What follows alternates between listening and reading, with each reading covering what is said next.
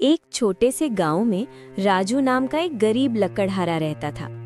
वो रोज जंगल में लकड़ी काटकर उसे बाजार में बेचता और अपने परिवार का पेट पालता।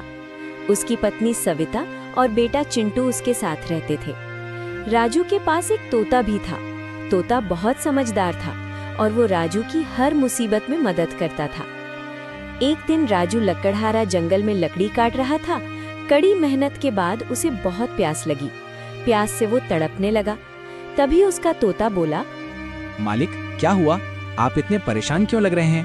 अरे मेरे तोते, मुझे बहुत प्यास लगी है और हमारे पास पीने को पानी नहीं है। लगता है कि बिना पानी के मैं मर ही जाऊंगा। क्या तुम मेरी मदद कर सकते हो? हाँ मालिक, आसपास कोई नदी या तालाब है क्या? मैं पता लगा कर आता हूँ। तोता उड़ गया और कुछ देर बाद वापस आकर बोला, मालिक, पास में ही एक तालाब है। आप मेरे साथ चलिए और वहाँ से पानी पी लीजिए। तोते की बात सुनकर राजू तालाब की ओर चल पड़ा। वहां पहुंचकर उसने भर पेट पानी पिया और फिर लकड़ी के गट्ठर को उठाकर घर की ओर चल दिया। हे भगवान, आखिर कब तक मुझे ये लकड़ी काटकर आधे पेट रहना पड़ेगा? क्या मेरे भाग्य में यही लिखा है? क्या मुझे कभी स्वादिष्ट खाना नसीब नहीं होगा? हे ऊपर वाले, कोई ऐसा चमत्कार कर दे कि मैं अपने गांव का सबसे अमीर आदमी बन जाऊं और मेरा घर सोने चांदी से भर जाए। राजू की बात सुनकर उसकी पत्नी सविता बोली, अजी, आप क्या पूरे दिन यही बातें बड़बड़ाए रहते हो? भगवान जिसे जितना देना चाहता है उसे उतना ही मिलता है। हमें जितना मिल रहा है उतने में हमारा गुजारा तो हो ही जाता है। अरे नहीं सविता, क्या तुम्हारा मन नहीं करता कि हम भी अच्छे अच्छे पकवान खाएं और हमारा घर भी इतना बड़ा हो कि सारे गांव के लोग हमारे घर को देखकर कहें, अरे वो देखो, राजू लकड़हारे का घर है। क्या तुम्हारा मन नहीं करता कि हम भी अच्छे अच्छे कपड़े पहने और तुम अच्छे अच्छे गहने पहनो? अजी, आप ये कैसी बातें कर रहे हैं? मैंने तो अब तक कभी भी आपसे कोई गहने नहीं मांगे। आप जितना भी कमा कर लाते हैं उससे मैं खुश हूँ। मुझे कुछ भी नहीं चाहिए। अच्छा ठीक है, चलो, मेरा बाजार जाने का समय हो गया है। अब मैं सभी लकड़ियों को लेकर बाजार जाता हूँ। बाजार में मुझे इन लकड़ियों की अच्छी कीमत मिलेगी।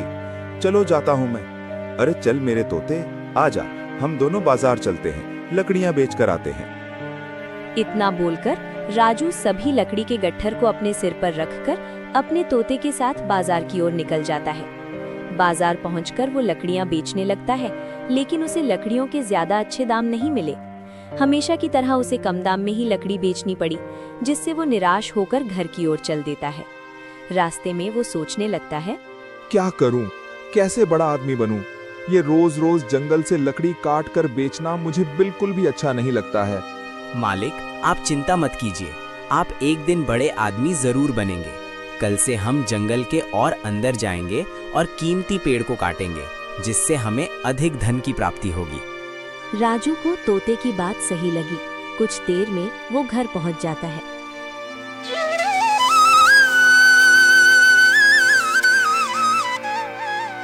अगले दिन सुबह होते ही राजू अपने तोते के साथ जंगल चला जाता है और कीमती पेड़ की तलाश करने लगता है। जंगल में इधर उधर घूमते हुए वो थक जाता है और एक पेड़ के नीचे बैठ जाता है। वो तोते से कहता है, हे मेरे तोते, मैं बहुत थक गया हूँ। मैं अब और नहीं चल सकता। कुछ समय मैं यहीं आराम करना चाहता हूँ। जब तक मैं आराम कर रहा हूँ तब तक तुम जाओ और कोई कीमती पेड़ की तलाश करो, फिर हम चलेंगे। ठीक है मालिक, आप यहीं आराम कीजिए, तब तक मैं आपके लिए उस कीमती पेड़ की तलाश करता हूँ। तोता उड़कर जंगल के अंदर चला जाता है और एक पेड़ की डाल पर बैठ जाता है। उसे लगता है कि इस जंगल में कोई कीमती पेड़ ही नहीं है। तभी अचानक उसे एक खुशबू का एहसास होता है। अरे हाँ, इतनी अच्छी खुशबू तो मैंने आज तक महसूस नहीं की है। ये खुशबू कहाँ से आ रही है? पता लगाना होगा। तोता खुशबू की दिशा में बढ़ने लगता है और कुछ ही समय में उस जगह पर पहुंच जाता है। उसने देखा कि वो खुशबू एक पेड़ से निकल रही है।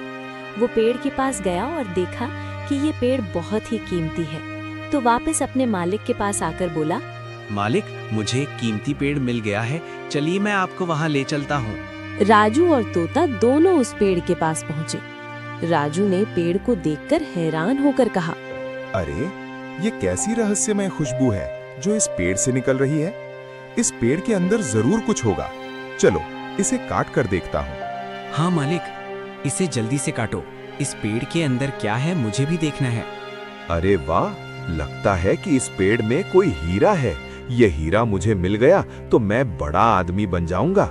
चलो जल्दी से इसे निकालता हूँ। राजू जल्दी जल्दी पेड़ को काटने लगता है और कुछ ही समय में आधा पेड़ कट जाता है। तब उसने देखा कि वो रोशनी एक बोतल से निकल रही थी जो पेड़ के अंदर थी। राजू ने बोतल को अपने हाथ में पकड़ा और बोला, अरे ये कैसी बोतल है जो रोशनी के साथ इतनी चमक रही है? ये इस पेड़ के अंदर कैसे आया होगा? इसके अंदर क्या हो सकता है? चलो इसे खोल कर देखता हूँ।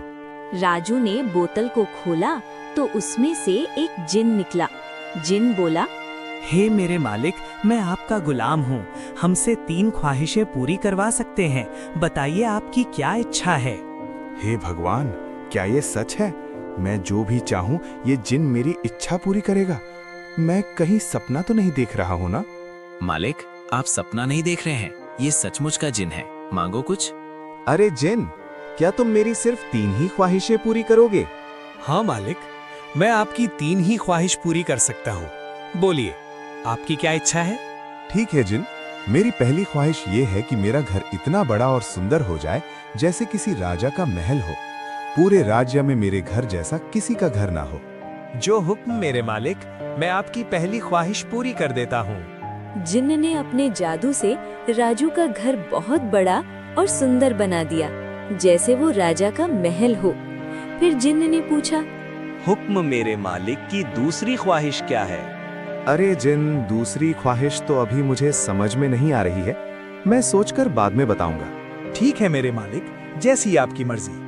आप बाद में सोचकर अपनी दूसरी ख्वाहिश मुझे बता देना। अब आपके पास सिर्फ 2 ही ख्वाहिशें बची हैं। चलो मेरे तोते, जल्दी से घर चलते हैं। मेरा नया घर कैसा बना है उसे देखने के लिए मेरा मन उतावला हो रहा है।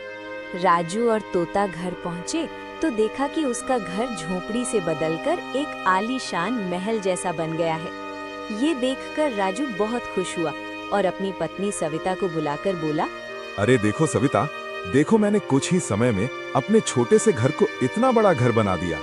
हाँ जी, ये सब तो मैं देख रही हूँ, लेकिन कुछ ही समय में इतना बड़ा घर कैसे बन गया? ये सब कैसे संभव है? मुझे तो कुछ भी समझ में नहीं आ रहा है ये। अरे सविता, ये सारा कमाल तो उस जिन का है जो मुझे आज मिला है। क्या जिन? कैसा जिन? मुझे तो कुछ भी समझ में नहीं आ रहा है जी। आज मैं कीमती लकड़ी की तलाश करते हुए जंगल में भटक रहा था। तभी मुझे एक पेड़ के अंदर एक बोतल मिली। उस बोतल में से एक जिन निकला और उसने मुझसे कहा कि वो मेरी 3 ख्वाहिशें पूरी करेगा। मैंने उससे अपना घर बड़ा और सुंदर बनाने की ख्वाहिश मांगी और उसने ये कर दिया। अजी, इस तरह कमाया हुआ ना कभी भी लाभदायक नहीं होता है।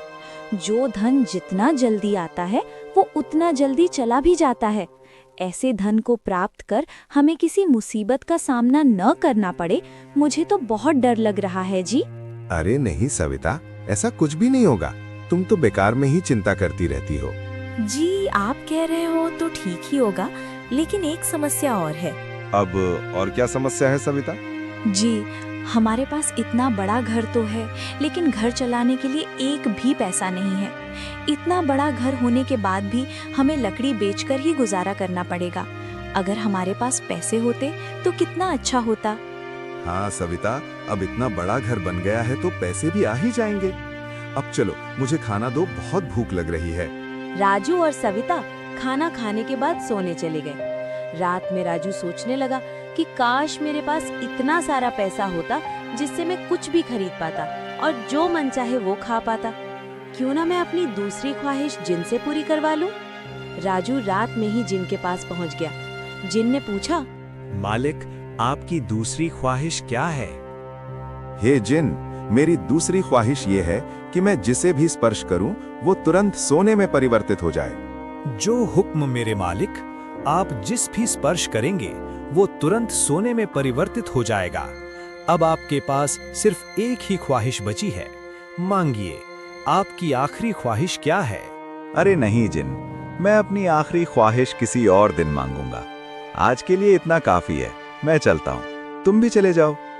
जो हुक्म मेरे मालिक।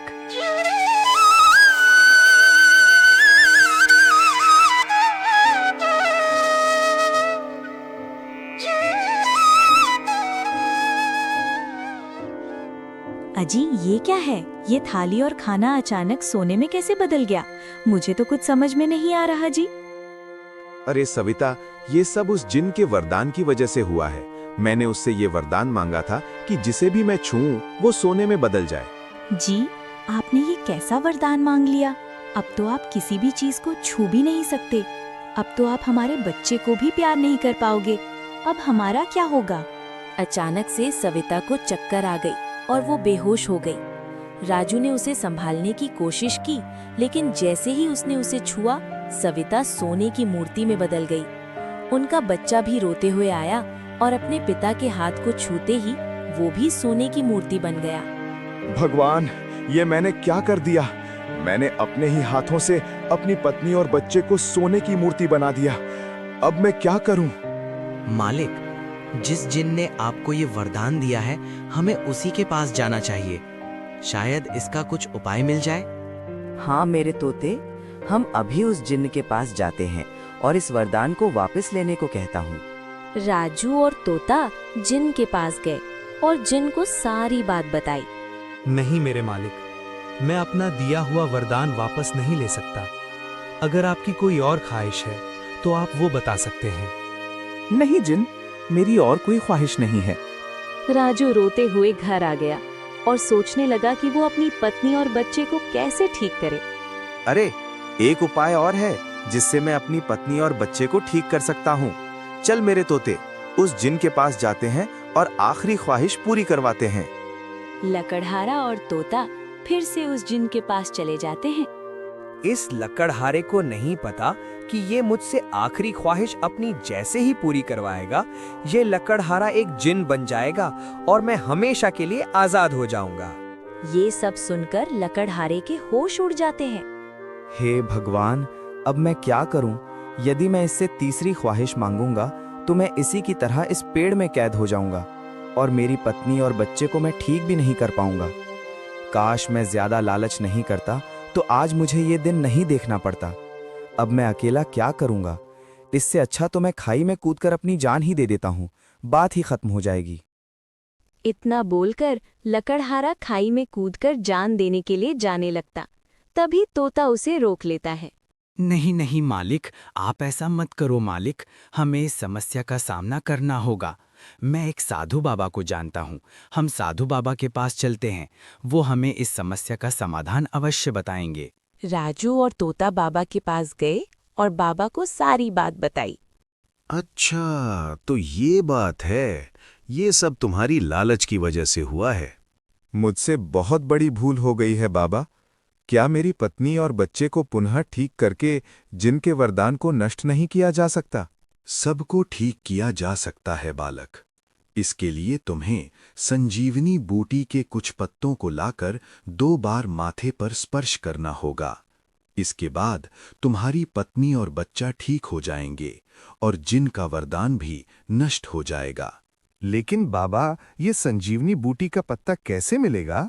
बालक, जंगल के पूर्व दिशा की ओर एक बहुत बड़ी गुफा है और उसी गुफा के अंदर एक छोटा तालाब है जिसमें ठीक बीच में संजीवनी बूटी का पौधा है। बाबा, ये तो अच्छी बात है। अब मैं संजीवनी बूटी के पत्ते को लाकर आसानी से अपनी पत्नी और बच्चों को बचा सकता हूँ। मैं तो फालतू में मरने जा रहा था। लेकिन इसमें ज्यादा खुश होने वाली कोई बात नहीं है। अरे, आगे तो इसमें ज्यादा मुसीबत है। क्या आगे और मुसीबत है? आगे क्या होगा बाबा? उस गुफा में एक बहुत बड़ा राक्षस रहता है जो संजीवनी बूटी की रखवाली करता है। उस राक्षस के रहते संजीवनी बूटी को कोई हाथ भी नहीं लगा सकता। बाप रे! इसका मतलब ये है कि अगर मुझे संजीवनी बूटी चाहिए तो मुझे उस राक्षस को हराना होगा। हाँ बालक, तुम सही समझे। तुम्हें उस राक्षस को हराना होगा। बाबा, अगर कोई उस राक्षस को हराना चाहे तो कैसे हरा सकता है? क्या उसे हराना संभव है?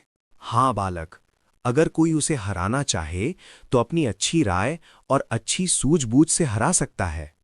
ठीक है बाबा, तो मैं उस गुफा में जाऊंगा और मायावी राक्षस का सामना करूंगा। चल मेरे तोते,